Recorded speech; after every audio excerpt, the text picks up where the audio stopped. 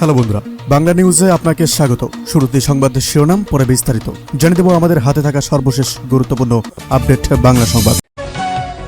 মাদ্রাসা শিক্ষার আধুনিকায়ন নিয়ে ওলামা মোশায়েখদের সাথে বৈঠক।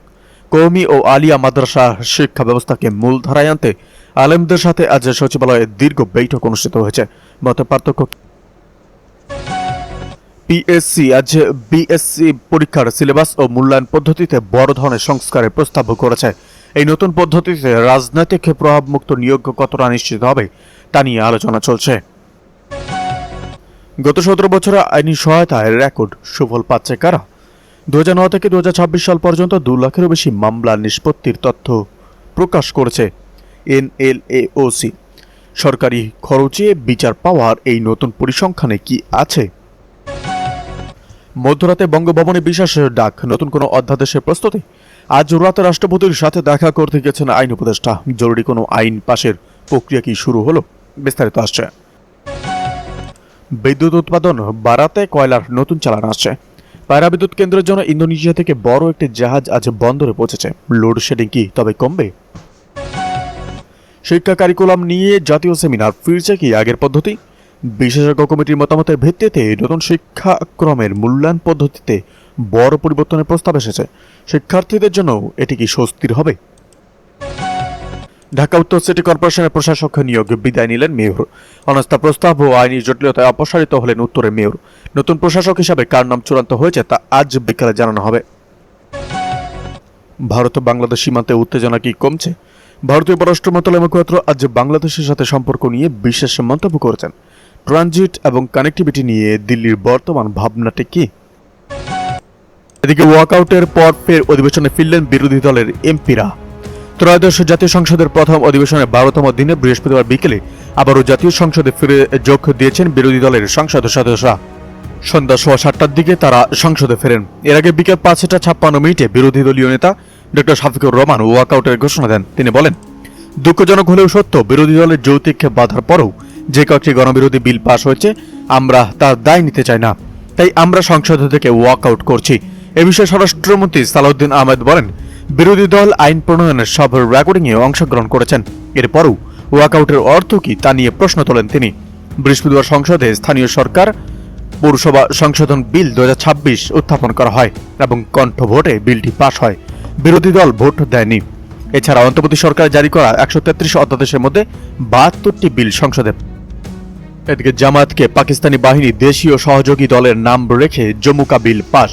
মুক্তিযুদ্ধের সময় পাকিস্তানি হানাদার বাহিনীর দেশীয় সহযোগীদের তালিকায় তৎকালীন মুসলিম লীগ, জামাতে ইসলামী ও নেজামে ইসলাম পার্টির নাম বহাল রেখে জাতীয় মুক্তিযোদ্ধা কাউন্সিল অর্থাৎ জুমুকা আইন সংশোধনে বিল জাতীয় সংসদে পাশ হয়েছে।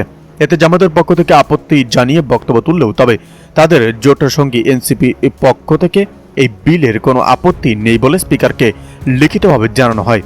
বৃহস্পতিবার সংসদের বৈঠকে বিলটি উত্থাপন করেন মুক্তিযুদ্ধ বিষয়ক মন্ত্রী আহমেদ আজম খান। পরে বিলটি কণ্ঠভোটে পাশ হয়। জামায়াতে ইসলামের আমির ও বিরোধী দলীয় নেতা বিলের ওপর আপত্তি জানিয়ে দাঁড়িয়ে দীর্ঘ বক্তব্য দিলেও বিলের কোন ধারায় তিনি সংশোধন চান তা উল্লেখ করেননি। ফলে স্পিকার তার আপত্তির বিষয়টি নিষ্পত্তি করতে ভোট দেননি। অন্তর্বর্তী সরকারের আমলে জারি করা এই অধ্যাদেশে বীর মুক্তিযোদ্ধা, মুক্তিযুদ্ধ, মুক্তিযুদ্ধের লক্ষ্য এবং মুক্তিযুদ্ধের সহযোগীর সংজ্ঞা নতুন করে নির্ধারণ করা হয়। সেখানে পাকিস্তানি বাহিনীর দেশীয় সহযোগীদের তালিকায় তৎকালীন মুসলিম লীগ, জামাতে ইসলামী ও নেজামে ইসলাম পার্টির নাম রাখা হয়েছিল। বিলের মূল আপত্তির জায়গা ব্যাখ্যা করতে গিয়ে জামাতে ইসলামীর আমির বলেন, বাক স্বাধীনতার পরের সরকার জিয়াউর রহমান বা খালেদা জিয়া সরকার কেউই আইনের সংজ্ঞায় রাজনৈতিক দলগুলোর নাম এভাবে আনেনি। তার ভাষায় বিষয়টি প্রথমে শেখ হাসিনার আমলে এসেছে, পরে অন্তর্বর্তী সরকারও সামান্য পরিবর্তন সহ সেই ধারাবাহিকতা রেখেছে। এদিকে সন্ধ্যার পর বাসায় লাইট ফ্যান ব্যবহারে নিষেধ করেননি রিজভী। বাসাবাড়িতে সন্ধ্যার পর কারণে লাইট ফ্যান ব্যবহার করা এবং না করার নির্দেশনা সংক্রান্ত সামাজিক যোগাযোগ মাধ্যমে ছড়িয়ে পড়া একটি বক্তব্যকে ভুয়ো বলে নিশ্চিত করেছে বিএনপি। শনিবার সন্ধ্যায় বিএনপির সদর দপ্তর সম্পাদক মোহাম্মদ মুনির হোসেন স্বাক্ষরিত এক বিজ্ঞপ্তিতে বিষয়টিকে ভুয়ো বলে উল্লেখ করা হয়। বিজ্ঞপ্তিতে বলা হয়েছে, বিএনপির সিনিয়র যুগ্ম মহাসচিব রুহুল কবির রিজভীকে উদ্ধৃত করে বাসাবাড়িতেও সন্ধ্যার পর অকারণে লাইট ফ্যান ব্যবহার করা যাবে না, তদারকিতে থাকবে ছাত্রদল ও যুবদলের নেতাকর্মীরা মর্মে কোনো কুচক্রী মহল সামাজিক যোগাযোগ মাধ্যম ফেসবুক ও বিভিন্ন অনলাইন ও ইউটিউবে একটি লেখা প্রচার করেছে, যেটি সম্পূর্ণ উদ্ভট। মনগড়া ও উদ্দেশ্য প্রণীত। এই ধরনের মনগড়া ও ভিত্তিহীন বক্তব্যে বিভ্রান্ত না হয়ে দেশবাসী সহ বিএনপি নেতা কর্মীদের সতর্ক থাকার আহ্বান জানিয়েছেন রুহুল কবির রিজভী। এদিকে অতিরিক্ত দামে গ্যাস সিলিন্ডার বিক্রি 3 লাখ টাকা জরিমানা। গাজীপুরের কালীগঞ্জে সরকারি নির্ধারিত দামে তোয়াক্কা না করে অতিরিক্ত মূল্যে গ্যাস সিলিন্ডার বিক্রি অভিযোগে একটি গ্যাস কারখানায় অভিযান চালিয়েছে সেনাবাহিনী। অভিযানে অনিয়মের প্রমাণ পাওয়ায় প্রতিষ্ঠানটিকে 3 লাখ টাকা জরিমানা করা হয়েছে।